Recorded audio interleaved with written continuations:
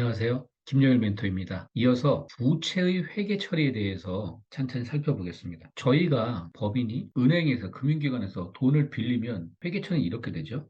차변의 보통예금, 자산의 증가 5천만 원, 대변의 차입금 5천만 원 이렇게 회계 처리가 되죠. 그리고 은행에서 돈을 빌렸으면 당연히 그 사용에 대한 돈을 빌린 거의 대가를 법인은 지불해야 되죠. 그 대가가 이자죠. 회계 처리는 이자 비용, 금액을 500만 원을 가정하면 차변의 이자 비용, 비용의 발생 500만 원, 보통예금 500만 원 대변, 자산의 감소가 되겠습니다. 그리고 만기가 되면 법인은 그 차입금을 상환해야 되겠죠. 만약 상환을 못하면 어떻게 됩니까? 부도가 나죠. 회사가. 그래서 차입금 2,500, 부채의 감소, 대변의 보통예금 2,500, 자산의 감소. 이렇게 회계 처리가 됩니다. 저희가 전 시간에 살펴보았듯이 자본의 회계 처리는 보통예금, 자본금, 이익잉여금 배당, 보통예금, 자본금, 유상감자 500, 이렇게 회계 처리가 되었습니다. 자, 이쪽은 자본의 생성, 운영, 소멸을, 이쪽은 부채의 생성, 운영, 소멸을 제가 회계 처리를 한 거거든요.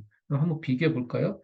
자, 돈 들어온 거 보통예금, 돈 나간 거 보통예금, 보통예금, 돈 나간 거 보통예금, 보통예금. 자본과 부채는 각각의 그 3대 계정만 다를 뿐이죠. 자본금 돈이 들어오면 자본금, 차입금, 그 대가를 사용한 게 배당금, 이익잉여금, 이자 비용, 원금을 반환하면 자본금, 차입금 그렇죠. 즉 뭐죠? 법인 입장에서는 그게 부채든 자본이든 모두 빚이 되는 겁니다. 제가 전 시간에 말씀드렸듯이 우리는 항상 법인 시야에서 바라봐야 되는 거예요. 그래서 자본을 자기 자본 조달이라 하고요. 부채를 타인 자본 조달이라고 합니다. 즉, 자본 조달은 똑같은 거죠. 단지 그 조달한 그 주체가 주주면 자기가 되는 거고 은행이나 제3자면 타인이 되는 거죠. 그렇지만 큰 틀에서 보면 자본도 빚인 겁니다. 그래서 저희는 그것을 돌려줘야 될, 또 그 사용의 대가를 지불해야 될 의무가 있는 거예요. 그렇기 때문에 대변에 뭐가 남는다? 대변에는 빚의 잔액이 남는다. 그 빚은 뭐다?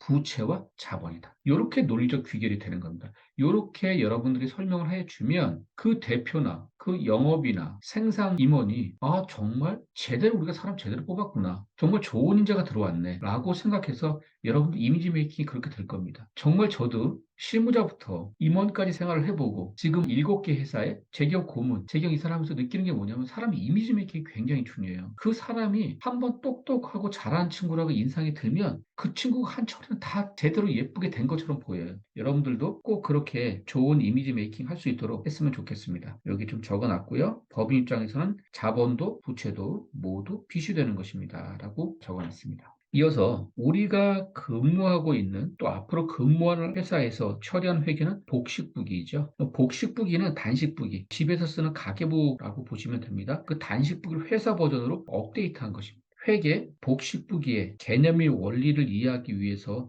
알아야 될 세 가지 법칙이 있습니다. 저는 이 세 가지 법칙을 그렇게 생각을 합니다. 이 세 가지 법칙을 알면 회계를 아는 사람이다. 저는 그렇게 얘기를 합니다. 생각을 하고 있고요. 그 다음에 각각의 분계라든가 이런 것들은 하나하나씩 헤쳐나가면 됩니다. 회사에서 분계가 그렇게 매일 버라이어티하게 다양한 것들이 발생하지는 않거든요. 거의 반복적인 패턴의 분계점표를 여러분도 입력하게 됐거든요. 그래서 개념만 정확하게 지금 회계의 개념, 즉 세 가지 법칙만 정확하게 이해하고 있다면 그 각각의 분계는 루틴한 것도 루틴한 걸로 하면 되고 잘 모르는 분계는 어떻게 하면 되냐고요?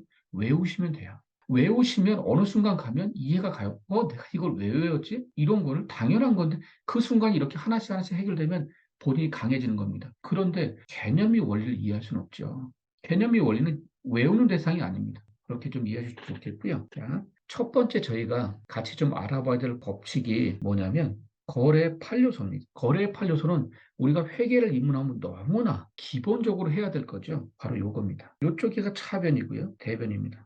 자산의 증가는 차변이고 부채의 증가 대변, 자본의 증가 대변입니다. 각각의 반대는 반대쪽에 위치하게 되죠. 그리고 비용의 발생은 차변, 수익의 발생은 대변입니다. 비용과 수익은 각각 발생이라는 표현을 썼죠. 제가 증가감소란 말을 쓰지 않았죠. 비용이 증가하든 감소하든 무조건 차변. 수익이 증가하든 감소하든 무조건 대변. 비용이 감소했다 그래서 그걸 대변에 입력하는 것이 아닙니다. 수익이 감소에 따라서 그것을 차변에 입력하는 것이 아닙니다. 회계 서적이나 이런 데서 보는 이해를 돕기 위해서 비용을 대변해서 보내는 경우도 있는데 실제 실무에서는 그렇게 하지 않습니다. 비용은 발생, 수익은 발생, 플러스 마이너스는 각각 차대변에 위치한다는 거 그렇습니다. 자, 이게 거래의 8요소고요.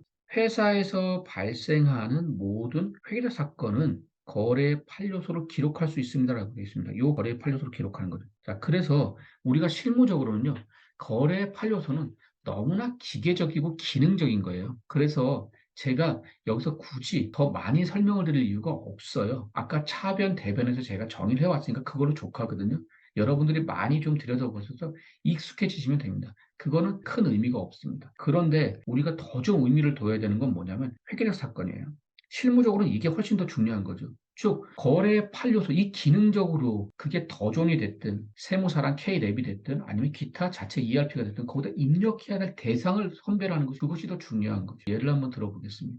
자, 여러분들이 회사에 입사했는데, 복댕이에요. 회사에 입사해서 잘 되셨어요. 여러분들이 들어오신 다음부터. 뭐 회사가 축축축 성장해요. 그래서 서울 강남의 한복판에다가 4억을 매입하게 된 거예요. 그래서 대표님이 너무나 기분 좋게 부동산 법인 중개하는 곳에 거기서 방문해서 저희가 4억 매매 계약을 체결한 거예요. 그래서 금액이 100억이라고 가정합시다. 100억에 4억 매매 계약을 체결하고 거기에 법인 도장, 매도자 도장까지 찍은 거죠. 그래서 여러분들한테 제출했습니다. 기분 좋게. 여러분들은 그거를 거래에 팔려서 즉 회계 시스템 입력해야 됩니까? 즉 그것이 회계적 사건이었나요? 여러분 스스로 한번 생각해 보세요. 그 도장이 찍히고 법인 도장이 찍히고 한 그 계약서를 여러분들 받았다면 그거는 거래에 팔려서 회계적 사건이 발생했기 때문에 거래에 팔려서 입력해야 되나요? 답은 아닙니다.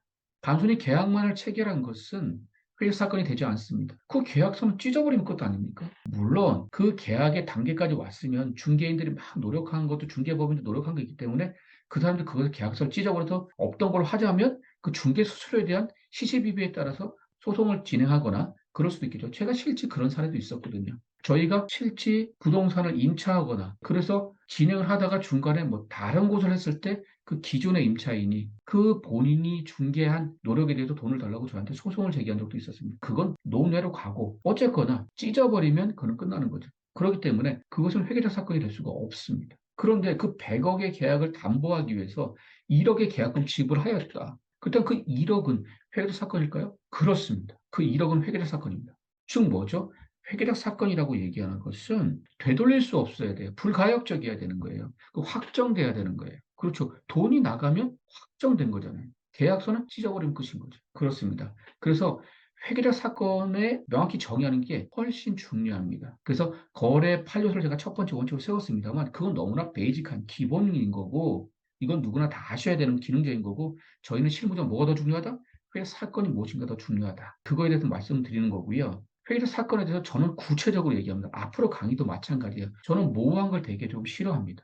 설사 제가 틀리는 한이 있더라도 가급적인 모호한 걸 배제하고 아주 구체적으로 말씀을 드립니다. 그래서 지금 이번 영상은 회계 사건이 어떤 의미라는 것까지만 말씀드렸고요. 다음 영상에서는 구체적으로 무엇이 회계적 사건인지 여기에 대해서 하나씩 설명드리겠습니다. 이번 영상은 여기서 마치겠습니다. 감사합니다.